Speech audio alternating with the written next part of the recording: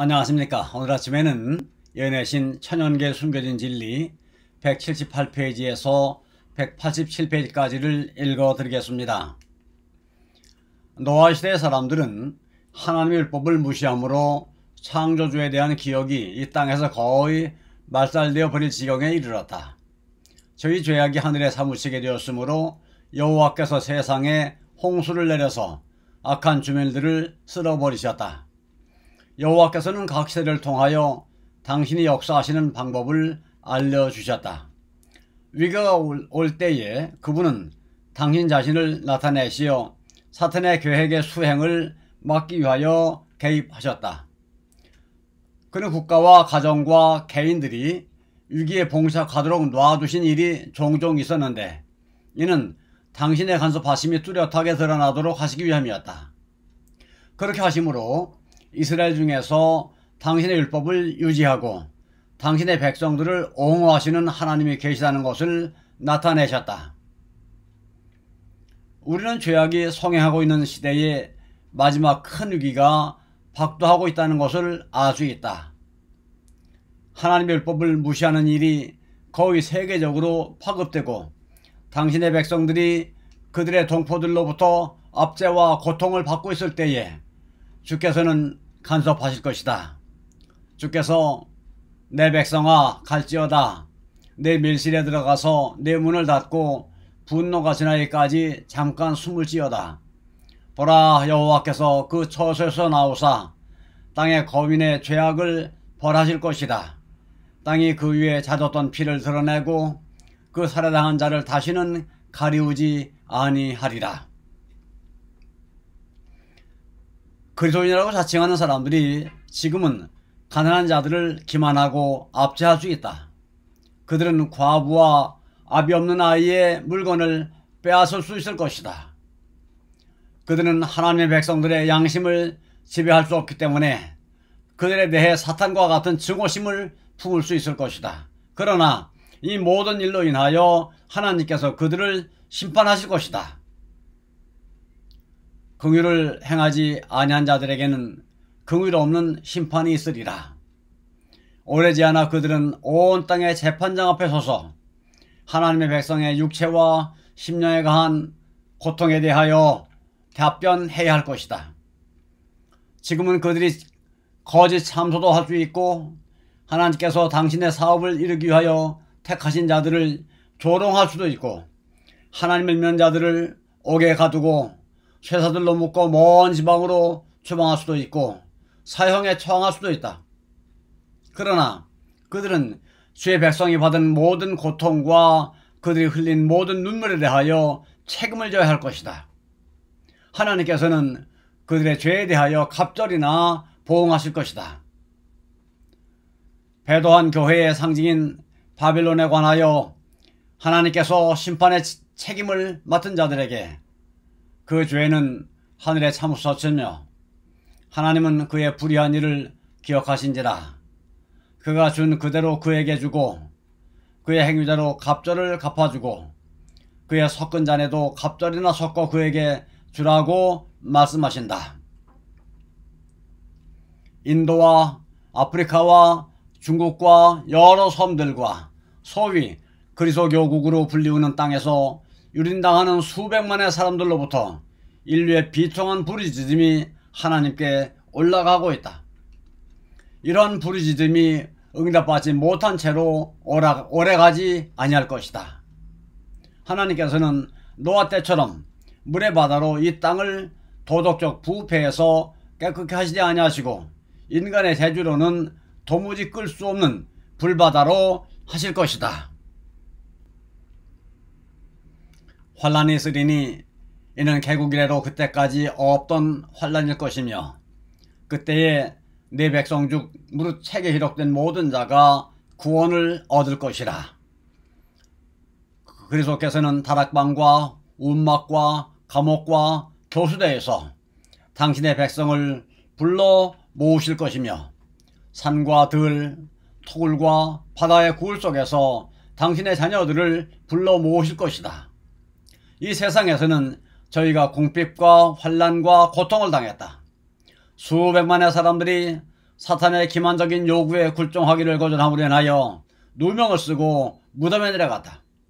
인간의 법정에서 하나님의 자녀들은 죄인 중에서도 가장 나쁜 죄인이라는 선고를 받아왔다. 그러나 하나님이 친히 심판하시는 날이 매우 가깝다. 그때에는 세상 법정에서 결정된 판결이 뒤집혀질 것이다. 여호와께서 그 백성의 수치를 온 천하에서 제하실 것이다. 그들에게 각각 흰 두루마기가 주어질 것이다. 그리고 사람들이 너를 일컬어 거룩한 백성이라 여호와의 구속하신 자라 할 것이다. 그들이 어떠한 십자가를 지도록 부름을 받았든지, 어떠한 손해를 감수했든지, 어떠한 핍박, 심지어 현세의 생명을 잃어버리기까지 박해를 받았다 할지라도 하나님의 자녀들은 그것에 대하여 충분한 갚음을 받을 것이다. 저희는 그의 얼굴을 볼 터이요 그의 이름도 저희 이마에 있으리라. 제15장 이 사람이 죄인을 영접한다. 세리와 죄인들이 예수의 주위에 모였을 때에 랍비들은 불쾌감을 표시하며 이 사람이 죄인을 영접하고 음식을 같이 먹는다고 말했다. 그들은 이렇게 비난함으로써 그리스도라는 사람은 죄가 많고 비참한 자들과 교제하기를 좋아하고 또 그들의 죄악에 대하여 무감각하다는 것을 암시하였다. 랍비들은 예수에 대하여 실망하였다. 그들은 스스로 생각하기를 그처럼 고결한 품성을 가졌다고 주장하는 사람이 어찌하여 그들, 즉 랍비와 섞이지도 아니하고 그들이 교훈하는 방법을 따르지 아니하며 어찌하여 외양을 꾸미지도 않고 돌아다니면서 각종 계급의 사람들을 상대로 일을 하고 있는가 하고 생각했다. 삼선지자라면 그는 그들과 교우하고 세리와 죄인들을 마땅히 냉정하게 대할 것이라고 생각했다. 저희가 늘 그분과 논쟁하지만 그분의 순결한 생애가 그들을 두렵게 하고 저들의 양심으로 가책을 느끼게 하는 동시에 그분이 사회에서 버림받은 자들을 동정하는 것을 보았을 때 사회의 지도자임을 자처하는 랍비들은 성을 내게 되었다. 그들은 그분이 일하시는 방법을 찬성하지 않았다. 그들은 자기들을 교양있고 세련된 사람으로 생각했고 누구보다도 뛰어난 깊은 신앙을 가진 자라고 생각했다. 그러나 그리스도의 모범은 그들의 이기심을 노출시켰다.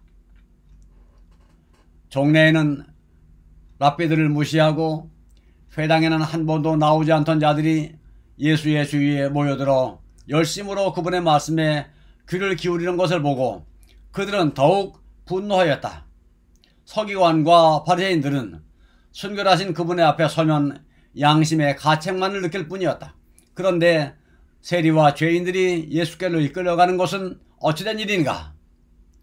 그들은 저희의 이러한 의문에 대한 설명이 이 사람이 죄인을 영접한다는 저희의 조소적인 말 가운데 있다는 것을 알지 못했다.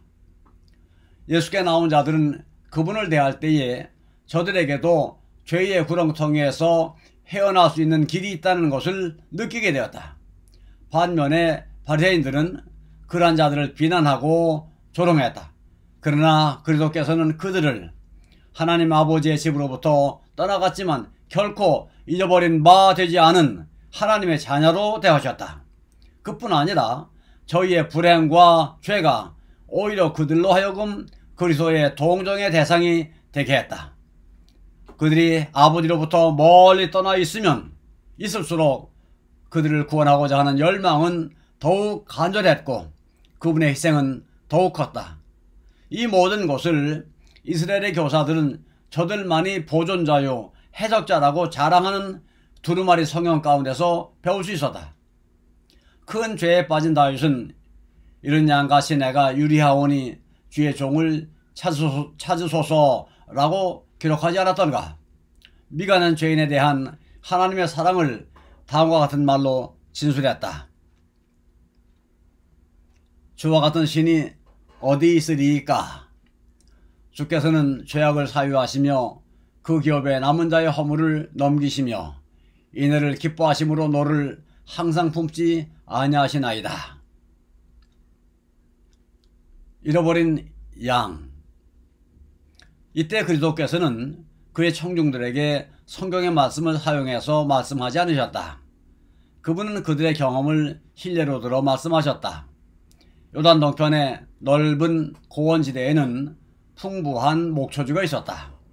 그리고 때때로 그 산골짜기와 나무가 무성한 숲속에는 목자들이 찾아서 우리로 데려와야 할 잃어버린 양들이 많이 방황하고 있었다. 예수님 주위에 둘러선 사람들 가운데는 목자들과 목장 주인들이 있었으므로 모든 사람이 다음과 같은 비유의 말씀을 잘 이해할 수 있었다. 어느 사람이 양 100마리가 있는데 그 중에 하나를 잃으면 99마리를 들에 두고 그 잃은 것을 찾도록 찾아다니지 아니하겠느냐. 예수께서는 너희가 멸시하는 이 사람들은 곧 하나님의 소유물이라고 말씀하셨다. 그들은 창조와 구속으로 말미암아 하나님의 것이 되었고 하나님의 보시기에 귀한 것들이었다. 목자가 자기 양을 사랑하고 한 마리라도 잃어버리게 되면 가만히 앉아있지 못하는 것처럼 하나님께서는 그보다 더한 무한히 큰 사랑으로서 세상에서 버림받은 모든 영혼들을 사랑하신다. 사람은 비록 하나님의 사랑을 저버릴 수도 있고 그에게서 멀리 떠나갈 수도 있고 또 다른 주인을 택하여 섬길 수도 있다. 그럴지라도 그들은 하나님의 것이며 하나님께서는 당신의 것을 찾고자 열망하신다. 그는 이렇게 말씀하신다. 목자가 양 가운데 있는 날에 양이 흩어졌으면 그 때를 찾는 것 같이 내가 내 양을 찾아서 흐리고 캄캄한 날에 그 흩어진 모든 곳에서 그것들을 건져낼지라. 비유에 나타난 목자는 한 마리의 양, 곧 가장 적은 숫자의 양을 찾기 위하여 나아갔다. 그러므로 잃어버린 영혼이 단 한 사람뿐이라 할지라도 그리스도께서는 그 한 영혼을 위하여 죽으셨을 것이다. 아멘. 아멘. 감사합니다. 오늘 아침에는 여기까지를 읽어드렸습니다.